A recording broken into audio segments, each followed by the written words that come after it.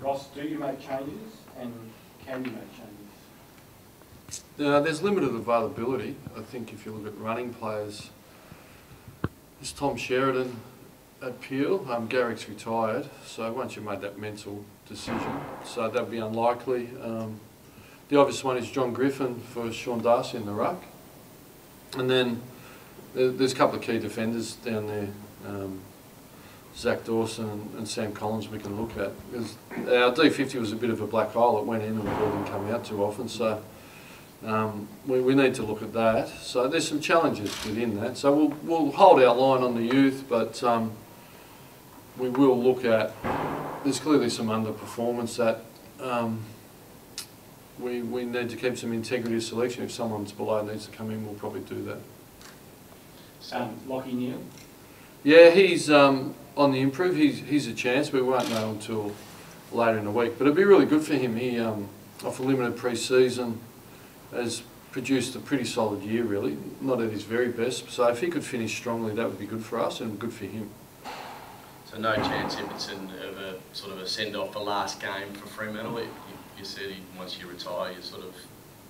Yeah, no, you're right. I mean, I can reiterate it, but it'd be unlikely. I think it's a hard thing to do mentally, you know, and same as Garrick. I mean, your career's been built. 170 games, come in as a 17-year-old.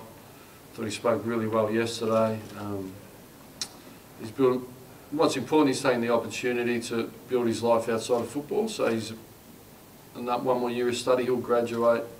He's married. He's got a child on the way with Soph, and he'll go on. And the biggest part of his life's to come. So it's not about a last game for Garrick.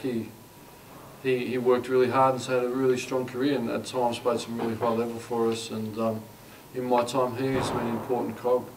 A couple of weeks ago, or last week, you said that Zach Dawson doesn't necessarily need a send-off game, but is it needs maybe that might bring him back into the fray? You mentioned him just before about possibility of playing. Yeah, but if we made a choice, if we needed two tall defenders, but one, it would be Sam Collins. So probably not. How do you stabilise your ball movement out of there? Like you mentioned. Yeah, well, it was a very young back line. It was incredibly young, and we'd been pretty good. We'd eradicated, post the St Kilda game, we'd been really quite good at getting it out of there. So,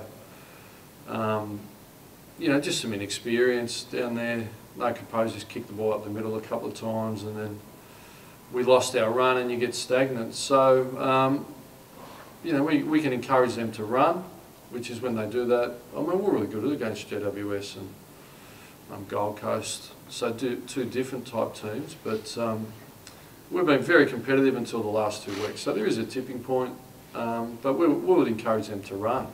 You know, don't because the biggest risk is to take no risk at all. And we thought the numbers that shown us have been quite good out of there, but the last 2 weeks had been not a very good standard. How important is the roster to finish the season on a high, just as a group? I know a bit of high, but competitive. You know, it's a possibility mindset. Anything's possible, and we're holding our line. We understand what we're doing, and I mean, Luke always shares the media clippings with me, and I think, as Mark said, rebuilds don't occur in 6 months. So I understand all the noise, but we're certainly not wobbling internally. We're all committed, and on the ride there's going to be some potholes along the way. So we'd like to be more competitive, but Richmond lost 6 of their last 8 and lost their last game by 113 points. And if you want to draw a line and give some context of some of the challenges we face, when we played Richmond and beat them at the MCG, 5 of our starting 6 midfield that day were in the stands watching. So a few of them BNF winners, Stan Lance-Neil, and then Connor Blakely, Michael Walters, who would have won our best and fairest, and Langdon, who gives us an enormous run. So if you bump them back in with Alex Pearce and Benal, there's a bit to like here. So what you see on the weekend isn't exactly where we're at. But the reality is you need to build your base level competencies, and that's the feedback to a lot of our young players there. Like, you're in the AFL, but you've got to become a competent player. Like, we're still, and then you've got to shift to the top quartile, which is the top 4, and then you've got to get into the top 2 and win it. So we're still building our base competencies, and that's just the period we're in, but it's great feedback of understanding what's out there. So when they go to the break and then over summer they understand, which they do, how hard we're going to work to try and bridge that gap. Do you play Harley Bennell again, Ross, or do you? Yeah, we'll play him. Yeah, as long as he's fine. It was really good, and we just want to continue to build his resilience. We saw a snapshot of what he's got to offer, but we need to build that, and then we'll discuss Peel. If it's good to build his resilience and go into the summer, we'll do that, because ultimately he needs to be able to do the work to play alongside Fifield and Walters and look like Martin and Cochin do as well. And we all know he's got those capabilities. We didn't recruit him just to be a forward, but at the minute that's where he's sort of stuck.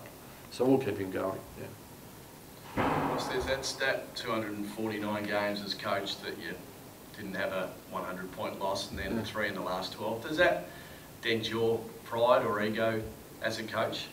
Not at all. I've never been a numbers guy. I like to think I'm a players coach. I just work my hardest, and someone rang a friend and said, you know, how's Ross? And I think it was my wife, and she said he just gets up and goes to work and does the work. That's winning or losing. It's not about me. Win-loss records and winning percentages don't interest me. That's not what I'm about. And we've all got egos, and we like to win, and we work hard. It's more the fear of losing for me. I don't like losing.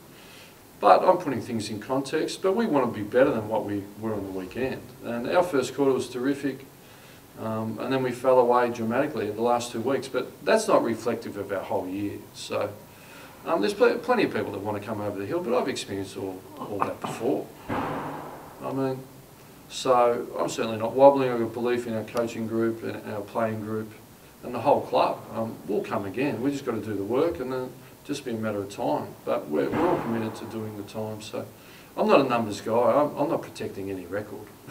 That doesn't motivate me. I'm committed. I'm in. I understand the challenges. I understand what we've got to do. And which you guys apply the rigour, if you can question who we've played and not playing the youth, well, I'm happy to hear it. But that can't be done. I sit there really comfortably.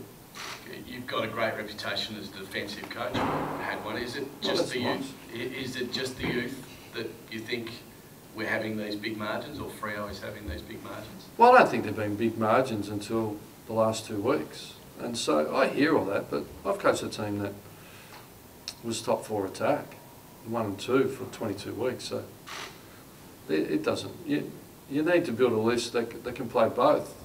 Richmond were 12th attack going in. Bulldogs won at 12th attack, so everyone, you can spin it however you like. I don't get I'm on this, on that. I'm just a coach that defines the actions that need to be done and work hard. And then I've just found the results follow. So I've never walked in and said I'm an attacking coach, I'm a defensive coach. There's 3 phases, and you've got to coach it all equally. And there's more than 3. There's the moments when you're attacking, you're about to defend, and when you're defending and you're about to attack. So there's more than just the 3 phases. There's about 4 moments plus the contest. Ross, where do you see Matt Taverner's future at for the club? He's had a couple of decent games the last few weeks. Yeah, he's worked really hard. He played on a couple of tough opponents, hasn't he, in Rampion. So he's put his best foot forward, there's no doubt about that. He's a wonderful lad, he's worked really hard. But I understand your curiosity, but it would be remiss of me to be going through individuals and talking about list management, because I can throw, which is, I believe, and the cobblers do the cobbling. It's done by committee, and ultimately it's Brad Lloyd has final say on our list with the list management committee. And now we also have the footy subcommittee with Dale Alcock on, Peter Bell, Peter Mann and Stephen O'Reilly, to name a couple of them. So there's a big process here, and it'd be flippant and remiss of me to discuss individuals in this forum. That's not the way we do business. Ross, Griffin, probably discussing individually, but at his age, but also you always need rough depth. A strong performance from him, is he likely to be here? Griffin Logue? No, John Griffin. Oh, John Griffin. Yeah. Yeah, and again, I'm not going to discriminate amongst who asked me the questions. I think I've answered that. I think that's all, and we need to sit down at the end of the year and firm it all up, because, I mean, injuries happen in the last game of the year as well. We all know that, so I'm understand your curiosity, but I think if you show the empathy piece and put yourself in the player's shoes, I think you need to ask the question, but you don't really expect me to talk about people's futures in here, because if you go the empathy and place yourself in their shoes, I think it's inappropriate. Do you expect there'll be any more retirements for Ross? I'm not too sure. The only one is Zach Dawson, really, which is, and he's doing it his way, so. Yeah, no, Garrick, there was no prompting. Garrick just walked in and I was with Bondi and he said, "Can I just talk to you guys?" So it was really, it was a sad moment, but it was a good moment as well. So everyone's got their own destiny in their control. But I mean, throughout the year, I think what Gary looked at, well, I'm not playing, we're on a rebuild, so everyone can take control of their own situation. So. Any incentive in helping West Coast into the finals by a win this weekend, Ross? It's not something I looked at, but Lee Montagna texted me and said, if you could beat Essendon, that would help us. So we'll roll out the red carpet for you. So if I could do that, I'd be happy to do that. I'd prefer to help the Saints than West Coast? I would think so. Ross, how do you stop them from going back into their shells after 2 years losses? Yeah, well, we did a review and it was just, there was no whippings. It's been a really good environment. So we're balancing up the demand. So support the person, challenge the behaviour. So it was a sharper review driven by the players. How I affirm them, what leaders do is affirm their people when they're under pressure. So I've affirmed my belief in them. I've given the clear actions. We need to run, we need to bounce more, and our forwards need to lead more.